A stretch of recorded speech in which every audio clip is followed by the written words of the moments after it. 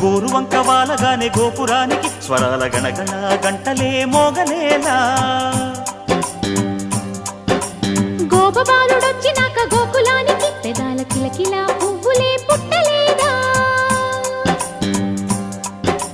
బాలకృష్ణుడొచ్చినప్పుడే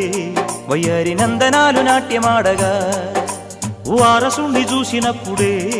వరాల వాంఛలన్నీ పల్లవించగా నందుడింట